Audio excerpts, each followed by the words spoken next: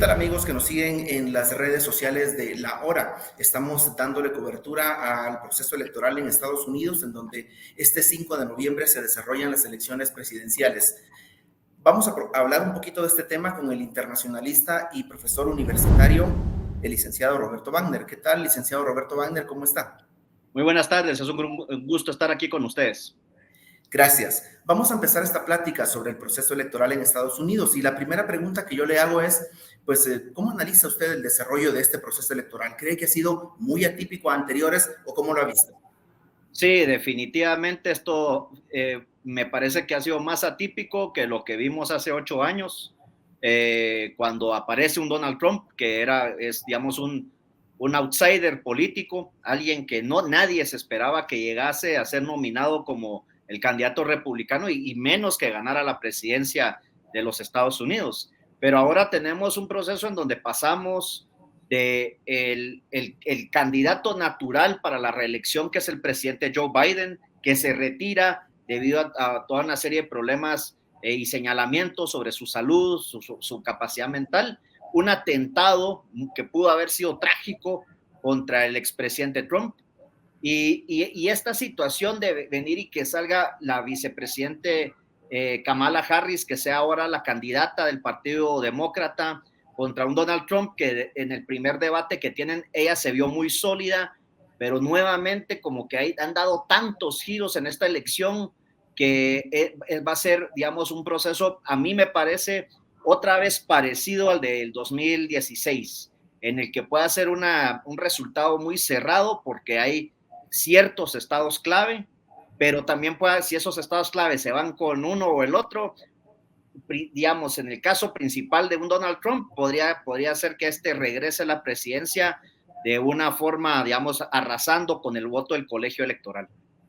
Bien, digamos, hablando justamente de esos estados que se les suelen llamar estados péndulos o swing states, ¿cómo cree usted de que se vaya a desarrollar la votación en estos lugares, o es demasiado impredecible como para pensar en qué pueda convencer o no a los electores?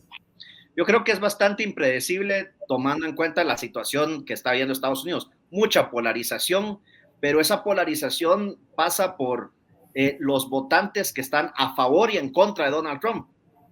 Con todo el respeto que se merece Kamala Harris, pero ella es, digamos, digámoslo así, la bateadora emergente que llega a sustituir a Joe Biden en la elección y lo que se busca o el objetivo, como hemos visto en esta campaña, ha sido que no regrese Donald Trump a la presidencia.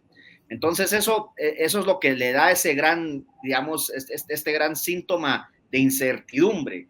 Y también el hecho que ha cambiado mucho, o sea, la forma en la que hoy más que nunca se están peleando votos, el voto de la población afroamericana en Estados Unidos, que tradicionalmente siempre fue contundentemente demócrata, está empezando a tener un giro. Tenemos también un voto latino muy importante, pero es que donde hay una primera generación de latinos contra las nuevas generaciones de latinos, que los dos votan muy diferente. Las primeras generaciones tienden a votar ahora republicanos y las nuevas generaciones tienden a votar demócratas. Entonces, esa situación ha sido, digamos, es tan cambiante en los últimos años que va a ser muy difícil y va a ser eso como lo hemos visto en otras ocasiones, cuando un estado se pinte de rojo o azul, es que ya vamos a tener un panorama más claro de hacia dónde puede ir la elección. Fuera de estos estados péndulos de los que hablábamos, ¿cree que puede haber alguna sorpresa en algún otro estado, o cree que sí se pueden dar por sentado que los que han ganado demócratas van a volver a ganar y donde han ganado los republicanos pues repetirán? Yo creo que una sorpresa, algo interesante puede ser, digamos, porque sucedió hace 4 años, el estado de Texas, siempre se puede dar, digamos, tal vez no que vote abiertamente demócrata, es algo que no ha pasado, pero que sí sea un estado que tiene una tendencia, principalmente en el sur de Texas, donde hay una gran población migrante, sí ha estado cambiando mucho. Creo que va a ser interesante si vemos que, por ejemplo, Nevada y Arizona voten, que Nevada vote republicano me llamaría mucho la atención, pero que Arizona vuelva a votar demócrata también para mí sería una cuestión sorpresiva. Y después ya en el este, uno de los estados claves que va a ser Pensilvania, tal vez de la elección tal vez más dura, y yo creo que es un estado que el que lo gane es virtualmente próximo presidente de los Estados Unidos. Claro. Bueno, me gustaría posicionarme un poco en un día después del 5 de noviembre, digamos. Esta semana un medio de comunicación muy popular en Estados Unidos pues sacaba un análisis de que es probable de que Donald Trump se resista a reconocer una derrota. ¿Cómo mira usted eso? ¿En realidad es posible pensar en que en Estados Unidos, que es la democracia número uno, digámoslo, a nivel mundial, pueda pasar algo por el estilo? Sí, lo hizo una vez, ya lo hizo hace 8 años, sin ninguna evidencia alguna. Al final del día hubo un tiempo, no es la primera vez que pasa en la historia de Estados Unidos que un candidato, digamos, que hay márgenes estrechos en lo que es la definición de una elección, pero sí fue la primera vez en la que un candidato prácticamente no reconoce esa derrota y no solo no la reconoce, sino que acusa que hubo un fraude.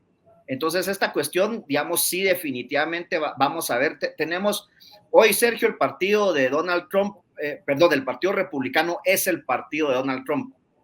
O sea, Dios le libre a cualquiera venir y decir algo en contra de la máxima figura en el partido. Entonces, ya tiene gente seguramente en posiciones claves en algunos estados que van a estar dispuestos a venir y a denunciar el proceso electoral si es que no se da si el resultado no sale favorable para un Donald Trump. Pero por otro lado, también tenemos que ver la polarización por la cual está atravesando Estados Unidos. A mí tampoco me extrañaría que si llega a ganar Donald Trump, y también nuevamente si el margen del resultado sea pequeño, que veamos tal vez no voceros oficiales del Partido Demócrata, pero que sí veamos reacciones en grandes ciudades de los Estados Unidos, de estados como California y como Nueva York, que son tradicionalmente demócratas, en donde podamos ver que gente salga a las calles y que se manifiesten, que esperemos que sea pacíficamente, pero pueden ser también violentos. Bien, ya casi estamos llegando al final de esta entrega, licenciado Roberto Wagner, y me gustaría recordar una columna que usted recientemente publicó. Decía de que Estados Unidos continúa siendo la potencia número uno a nivel mundial, muy por lejos de otros países que podrían aspirar a hacerlo. Y justamente le quería preguntar, pues, precisamente, ¿qué tanta es la influencia de la elección presidencial para el mundo? Y si podemos hablar también un poco para Guatemala. Sí, muy rápidamente, Sergio, yo creo que la cantidad de conflictos que estamos viendo hoy en día en Medio Oriente, digamos, tenemos un Israel que primero, con lo que sucedió el 7 de octubre del año pasado, pues se abre un nuevo capítulo en la guerra en la Franja de Gaza contra Hamas, pero después vemos un Israel atacando Líbano, vemos un Israel atacando Irán. Ese resquebrajamiento en esta región pues ha sido una cuestión que definitivamente a mí no me sorprende desde el punto de vista que el que siempre ha sido un freno de mano en ese tipo de conflictos ha sido Estados Unidos, y esta vez no lo está haciendo porque no lo quiere hacer o porque están muy ocupados con la elección. Pero también tenemos el conflicto de Rusia y Ucrania, que sabemos, por ejemplo, lo que ha sido lo que significa para Rusia que quede un Donald Trump, que ha sido alguien cercano, podríamos decirlo así, a Vladimir Putin, versus, digamos, lo que han sido los demócratas, que siempre han tenido a Vladimir Putin como el gran villano. Y en el caso de América Latina también es una situación, digamos, compleja, porque la región se ha distanciado muchísimo más de Washington, pero no así la gente. Sigue siendo el principal destino de la mayoría de migrantes en toda América Latina. Ahora son migrantes de otras partes del mundo que viajan a Sudamérica, cruzan Centroamérica para llegar a Estados Unidos. Entonces eso también es algo que el tema migratorio es algo que está muy presente en ese país, y yo me temo, lamentablemente, que en el próximo año, independientemente de quién quede, va a ser muy complicada la situación para nuestros connacionales porque seguimos sin tener un TPS. Entonces, cuando la respuesta política, Donald Trump está ofreciendo ya deportar a 1 millón de personas, Pero los demócratas en los últimos meses han estado deportando mucha gente también por un tema electoral. Entonces, es muy fácil en el discurso político decir quiénes son las personas más fáciles de deportar. Bueno, pensemos en aquellos que no tienen TPS, los guatemaltecos. Entonces, eso es preocupante. Y sumado a eso, para terminar también, que espero yo que nuestras autoridades, pero también líderes del sector privado, de la sociedad civil organizada y fundamentalmente, obviamente, el gobierno de Bernardo Arévalo ya estén cocinando un plan, una estrategia, independientemente de quién quede, para negociar con Estados Unidos, porque al final del día son más de 3 millones de guatemaltecos que ya están en ese país, que sostienen la economía de Guatemala. Es nuestro principal socio comercial y la actual relación de todos los países en la región, por lo menos en Centroamérica, la mejor relación que un país tiene en este momento es la de Guatemala con Estados Unidos. Entonces eso va a ser muy importante también. Y rápidamente, ¿cree que a juzgar por cómo ha sido el comportamiento del gobierno del presidente Arévalo, se esté ya haciendo algún tipo de acercamiento, o cree de que en realidad están siendo como en el resto de temas un poco lentos, un poco tibios? No sé. Yo creo que mi lectura es que sí hay mucha ambigüedad.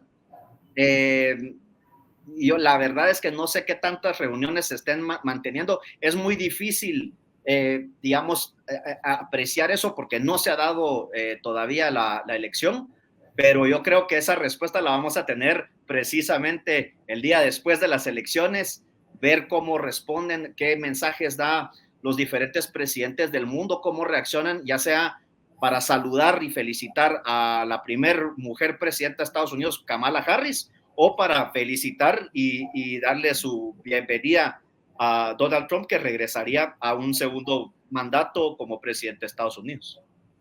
Bueno, perfecto. Muy bien, el licenciado Roberto Vander, muchísimas gracias por habernos atendido acá en La Hora. Siempre es un gusto tenerlo por acá. Le agradecemos por sus comentarios y por este análisis pues tan preciso que nos ha hecho. Muchas gracias por estar acá.